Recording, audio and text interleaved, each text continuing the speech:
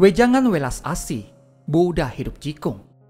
Tentang hukum karma sebab akibat dan reinkarnasi atau tumimbal lahir. Kekuatan karma setiap orang berasal dari kondisi ketidaktahuan hasil pemikiran pribadi yang tersalur keluar, cara berpikir, dan konsep pikiran yang tidak baik. Jika tersimpan lama, maka bisa menjadi bau, seperti bau air parit. Jika kamu berbuat suatu hal, jika bukan pahala, maka adalah dosa. Sama halnya cara pikiran kamu. Jika bukan pahala, maka adalah sebuah dosa. Maka kamu harus singkirkan kepribadian yang egois dan singkirkan hati yang egois. Maka akan muncul kepribadian yang bercahaya terang. Kalian harus menanam bibit yang baik di dalam hati. Jika kalian menanam bibit yang tidak baik, nanti berbuah, apakah bisa ada sebuah hasil yang baik? Jangan di saat tidak ada orang, maka melakukan sesuatu yang merasa bersalah pada nurani. Jika hati tergerak, tidak peduli niat baik maupun niat buruk, langit mengetahui dengan jelas. Karena pembalasan karma baik maupun karma buruk, bagaikan bayangan yang mengikuti orang. Jangan merasa hanya sebuah kejahatan kecil, maka berani dilakukan. Jangan merasa hanya kebaikan kecil, maka tidak mau dilakukan. Setiap saat harus selalu waspada dan berhati-hati. Pertahankan selalu dan jaga baik-baik niat pikiran yang baik. Bodhisattva takut menciptakan sebab. Manusia takut menerima akibat.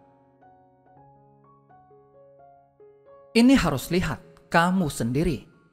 Mau memilih jalan pembinaan para suci atau memilih jalan sesat. Bagaikan perumpamaan seperti menanam labu akan menuai labu. Jika membina diri dengan sesuka hati, maka tidak akan bisa membina tau. Seseorang harus memiliki karakter moral dan harus berbuat sesuai kebenaran atau tindakan bermoral. Membina tau itu tidak ada batasnya. Perhatikan tekad ikhlas apa yang telah diri sendiri tegakkan dan berhati-hati dan waspada terhadap yang bisa menjadi penyebab. Jika kita takut menerima akibat, maka berhati-hati dan waspada supaya tidak menciptakan menjadi penyebab. Jika tercipta sebab, maka akan berbuah hasil karma yang kita takuti. 4 kebenaran mulia. 1. Ku, semua kehidupan adalah lautan penderitaan. 2. Ci, semua penyebab penderitaan adalah keinginan. 3. Mie, dengan menjaga pantangan, maka akan menghilangkan penderitaan. Atau dengan menjaga pantangan, maka tidak akan mengalami penderitaan.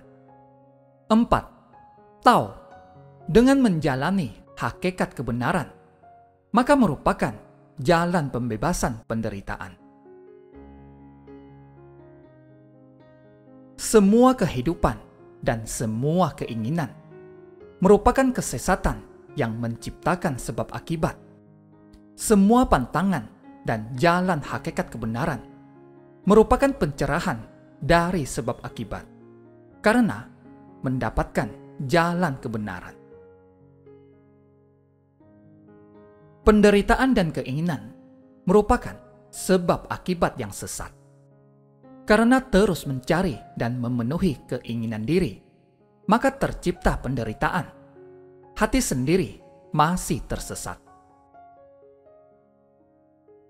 menjaga pantangan dan jalan menuju pembebasan penderitaan merupakan sebab akibat yang tercerahkan atau mengetahui jalan menuju pembebasan.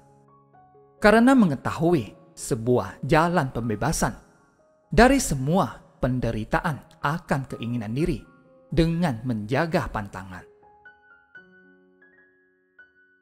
Membina Tao adalah setiap saat mengubah diri sendiri supaya diri sendiri semakin sempurna. Dan inilah yang disebut dengan membina Tao. Di dalam hatimu banyak khayalan sekian lama.